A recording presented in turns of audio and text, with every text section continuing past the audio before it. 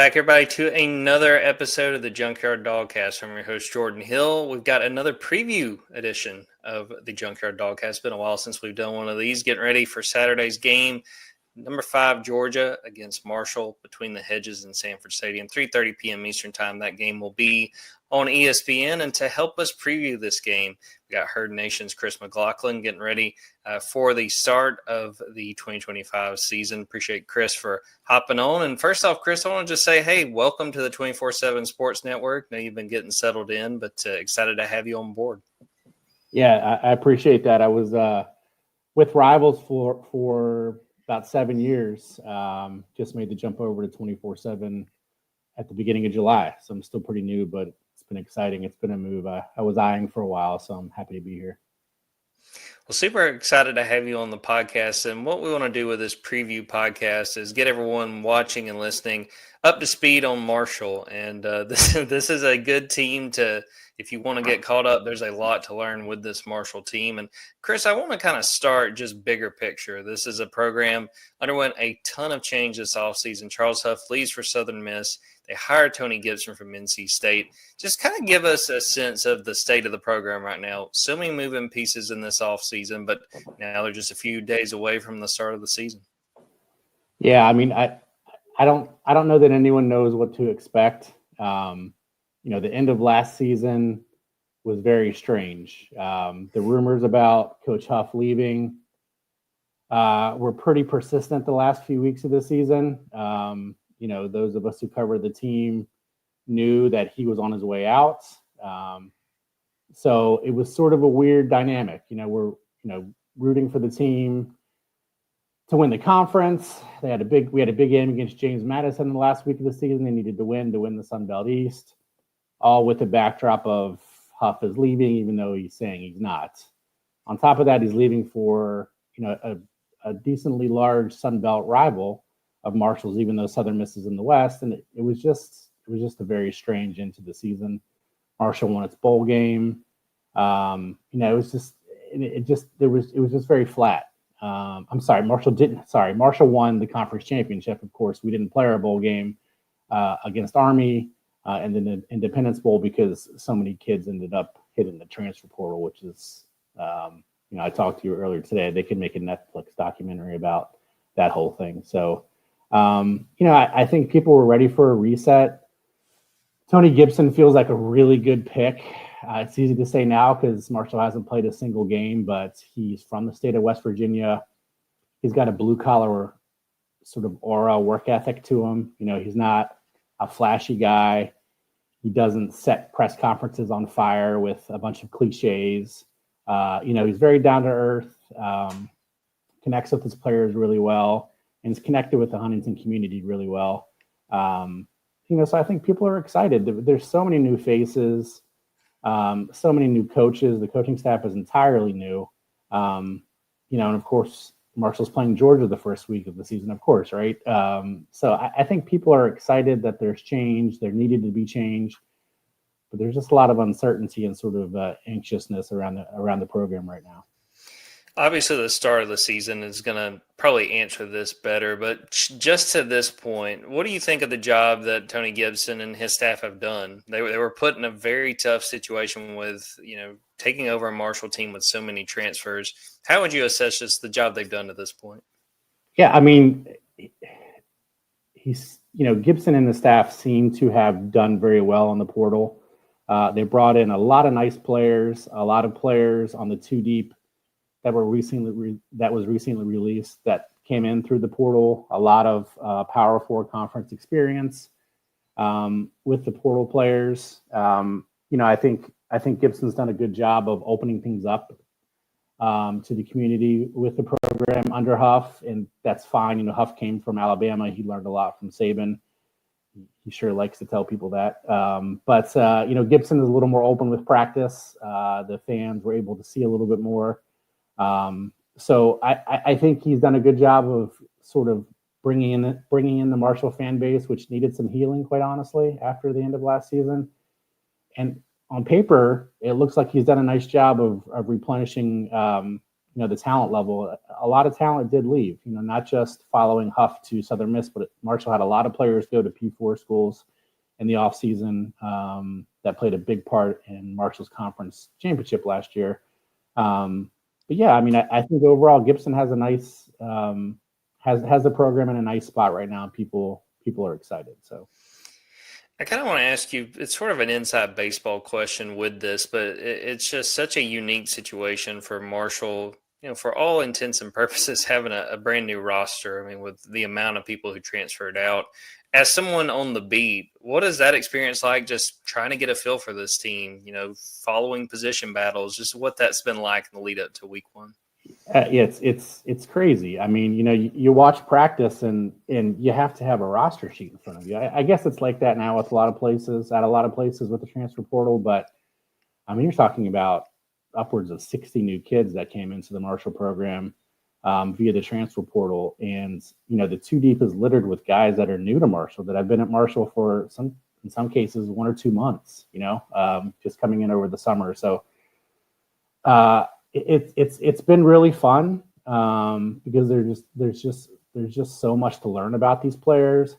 There's just so much to learn about the systems that Coach Gibson's going to run on defense and Coach Smith is going to run on offense. It's a 180 from the way things have been done here in the past. So, it's kind of cool. It's kind of refreshing.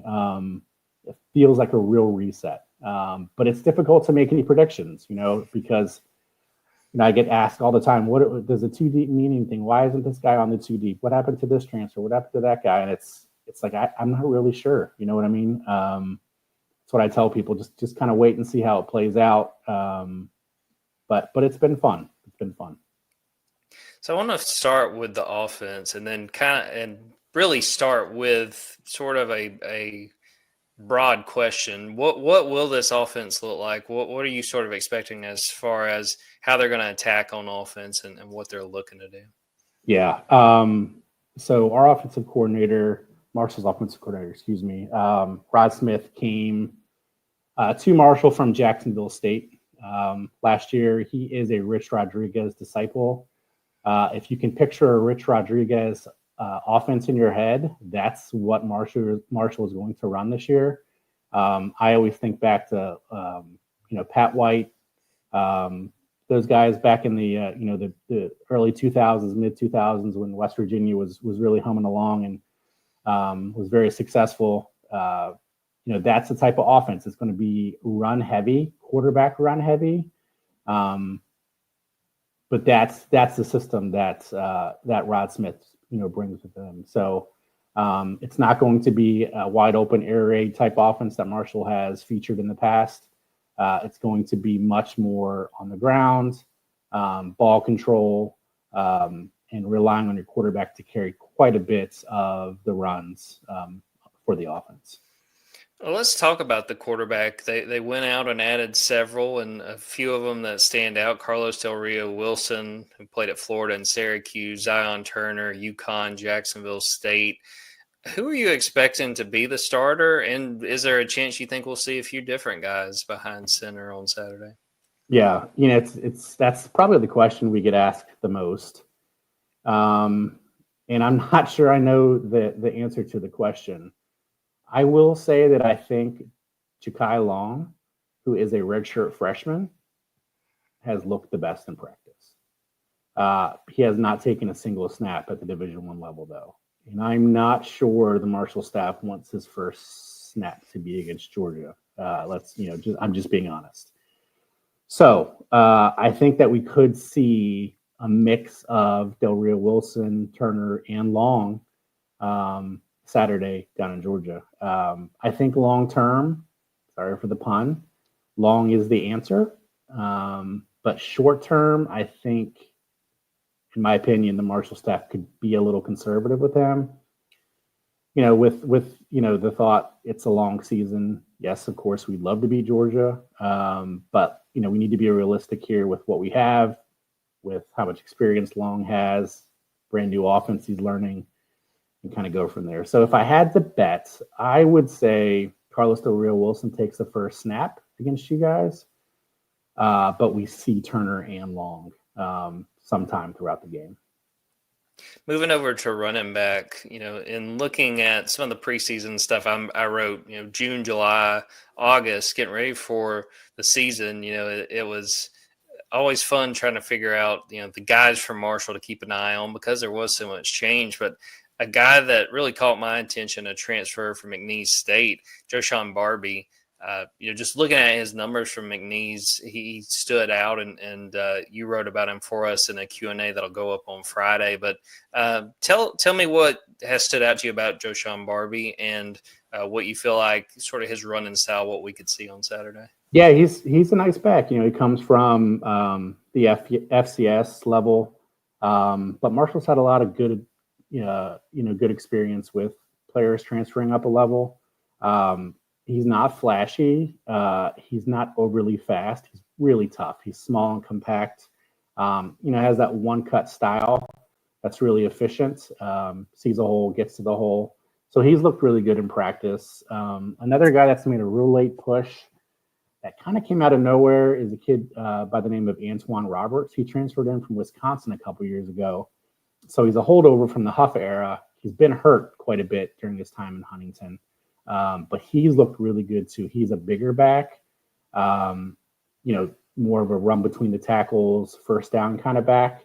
But I think he could get a good look this year, especially this weekend against you guys. So there are a bunch of other names. Marshall added a bunch of P4 guys at that position, and I know Gibson and Smith have spoken very highly of the running back room. I think we could see 4 or 5 guys there as well. But Barbie, in my opinion, Antoine Roberts will be the 2 guys that I would expect to see the bulk of the carries.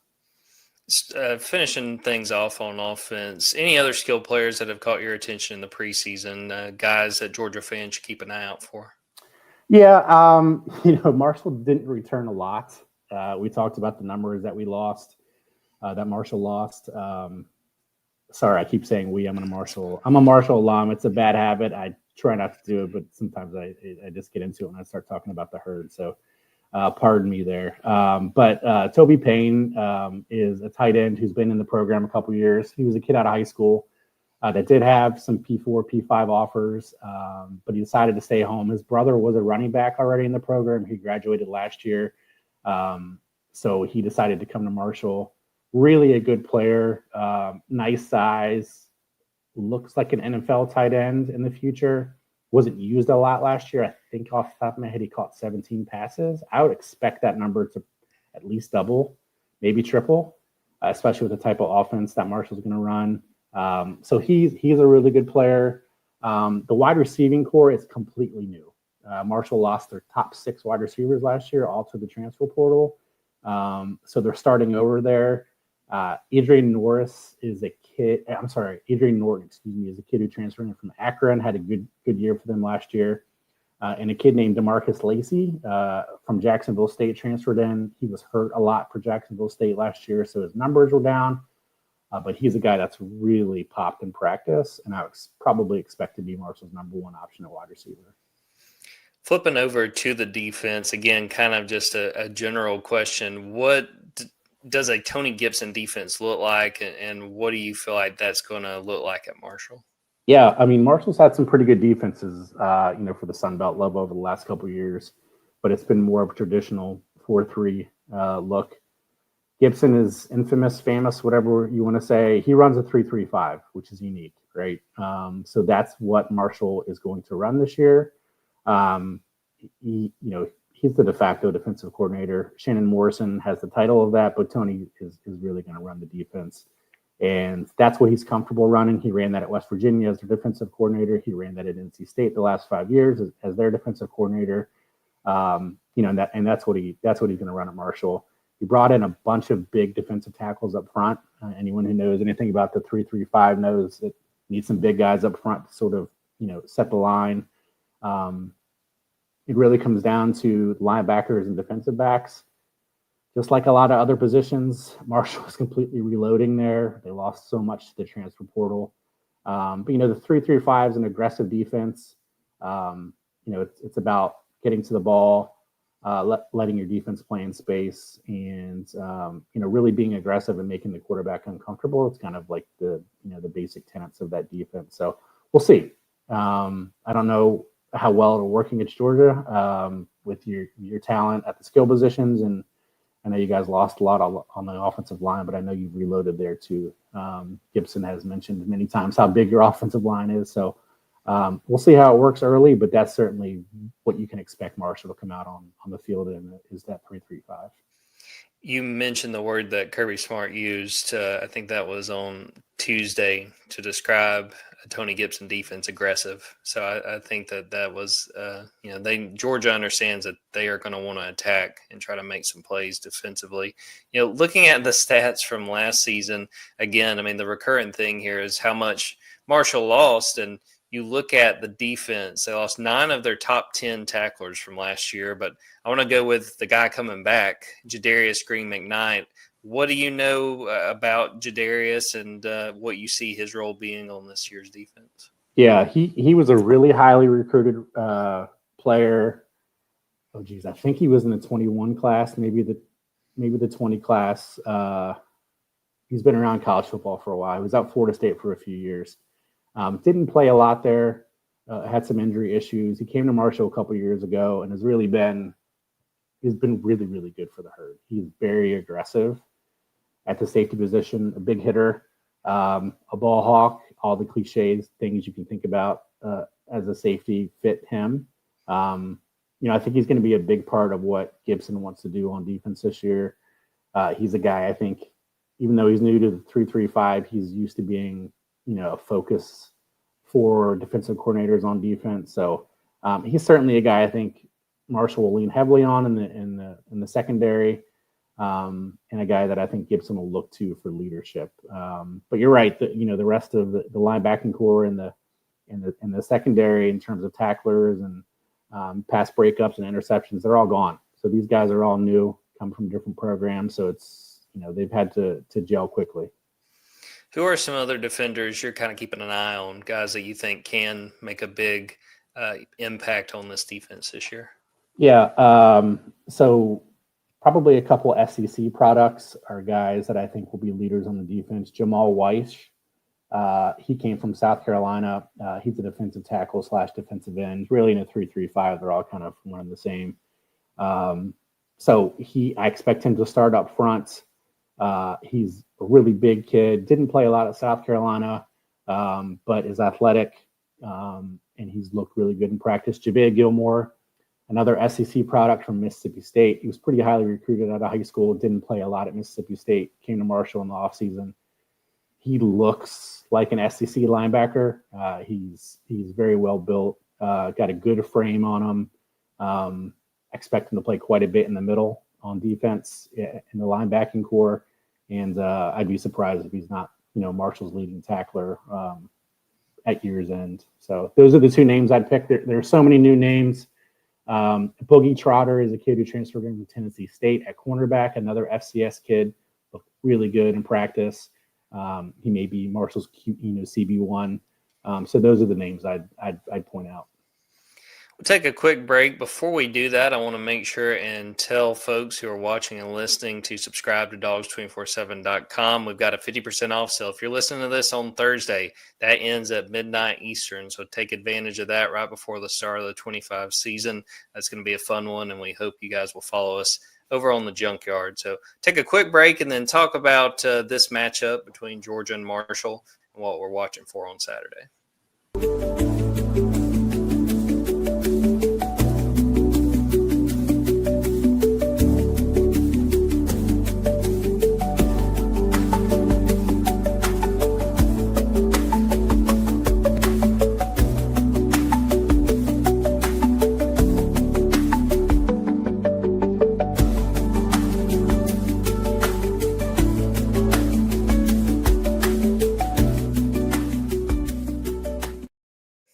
All right, Chris, we are recording this on Wednesday, so we've had a chance to hear from the Georgia side, and I'm sure you've talked to the folks on the Marshall side. What's been the conversation with Coach Gibson and the players this week as they get ready for this big road game?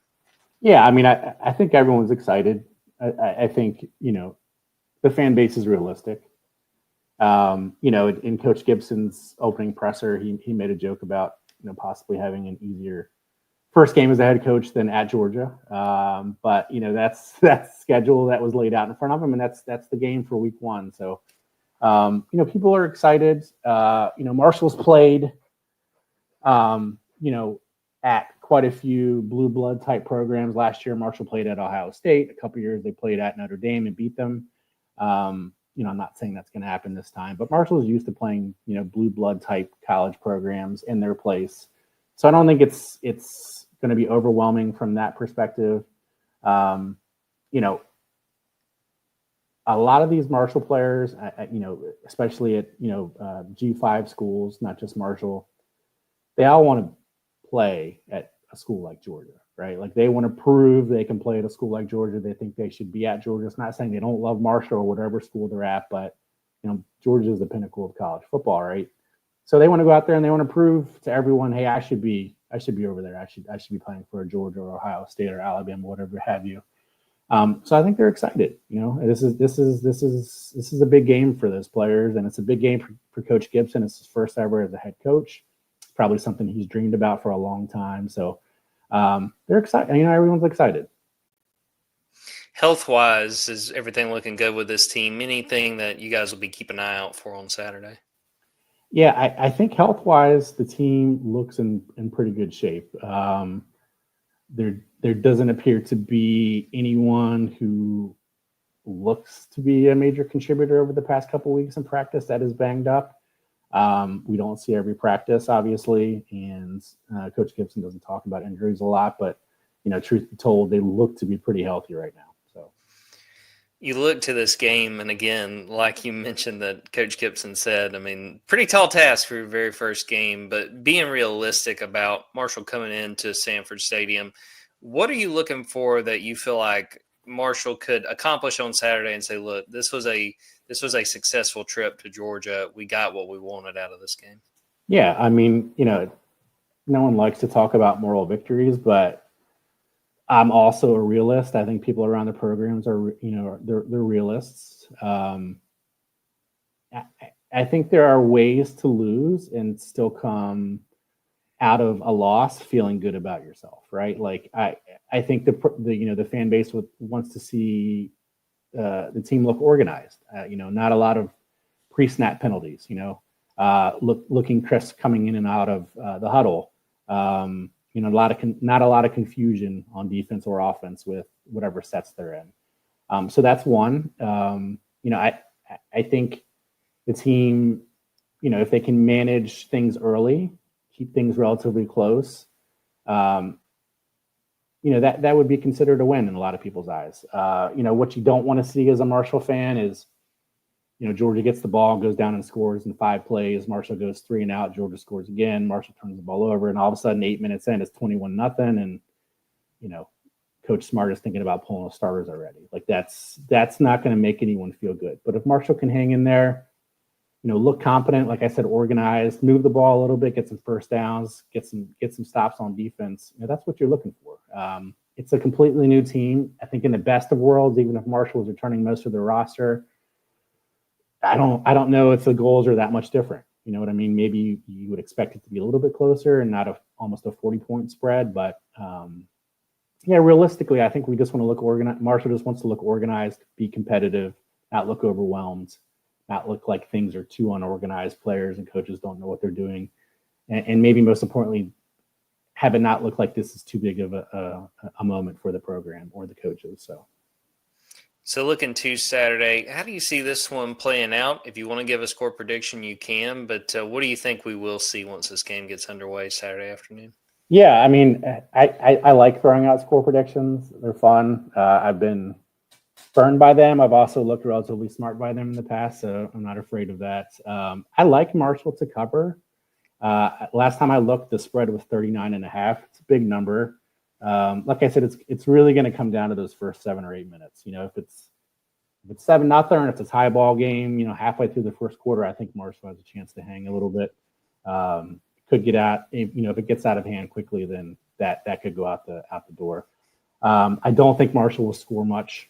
The offense is just too new. I think the revolving door at quarterback is not ideal.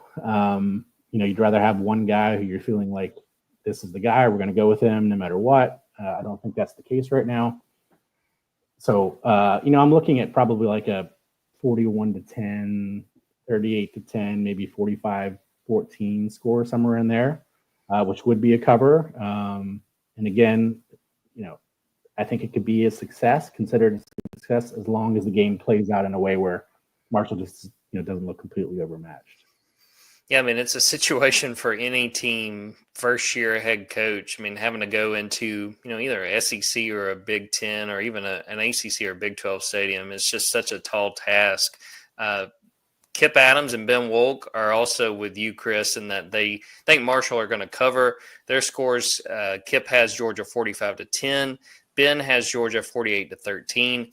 I actually have Georgia covering that spread. I've got Georgia 55-14. I think this is a game where Georgia wants to get out there and get this offense going. It's an offense that was underwhelming for a better part of last season.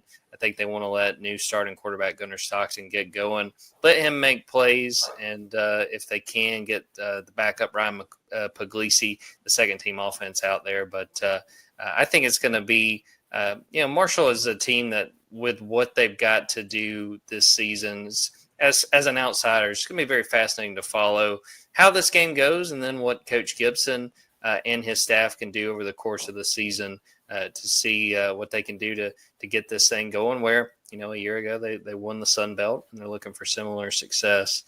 Chris, I really appreciate you taking the time to pop on our podcast. I do want to give you an opportunity. Plug any of your socials, anything you're working on over at Herd Nation, in case anyone who watches or listens to this wants to follow along and learn a little bit more about the Thunder and Herd. Yeah, we'd love to have you guys adopt Marshall as your second favorite team. I think we're kind of a fun program. We got an interesting history with the plane crash, and we've had some really good players come in, Randy Moss and Chad Pennington, and so there's some fun stuff about Marshall. I'm completely biased, but I think as a second team, we could be fun. Have a passionate fan base. I think more than most G5 schools. We draw well. So all that said, you guys want to follow Herd Nation? We're Herd Nation on Twitter, on Instagram. That's our URL. You can follow herdnation.com. Like I said, I'm new to the 24/7 platform. I've been with Rivals covering the team for 7 years, so not new to the beat covering Marshall. But very much looking forward to playing you guys. It's fun for a school like Marshall and its fans to play a blue blood like Georgia. It's like I said, I think we're all realistic, but we're all glad ball is back. It feels like it's been a while this offseason, and this for Marshall has felt like 3 years. So we're just excited to get the team back out there. We missed out on our bowl game, didn't get that experience. So we're looking forward to it. Should be fun. Yeah, Georgia and Marshall have played in the past, but the thing I want to mention, his name came up some this week. Jim Donnan got shared Jim Donnan between Georgia and Marshall, so that's pretty neat. That's right. We didn't bring old Jim up. Yep, you're right. Yep, that goes way back. That's that was a good time in Marshall history. The mid to late 90s and early 2000s. Marshall was really good a lot of those years. I was lucky to be a student there during those years too. So. Yeah, it was cool hearing Kirby Smart talk about Jim Donnan because he played for him at Georgia, and Jim kind of got Kirby into coaching when Kirby got done playing. Kirby had gone and tried out with the Indianapolis Colts, didn't work out, and Jim winds up bringing him back to Georgia, and as they say, the rest is history. Yeah, he was a character, and certainly a guy Marshall fans love. So. Well, we'll end the podcast right there. I appreciate Chris for popping on. Thanks to everyone who watched or listened to this live. Be sure to go to Dawgs247.com. As I mentioned, if you're watching or listening to this on Thursday, you've only got a few hours left of that 50% off sale. Go to our YouTube. Go subscribe to the Junkyard Dawgcast wherever you get your podcast. Go check out our TikTok. And as we mentioned, go check out Herd Nation and Chris McLaughlin, all the stuff they got going on over there. And get ready for Saturday afternoon. We're ready to get this season going. I know that the Georgia side is, and I have no doubt that Chris and the Marshall side are feeling the exact same way. So we'll end the episode right there. For Chris McLaughlin, I'm Jordan Hill. Until next time, take care, everybody.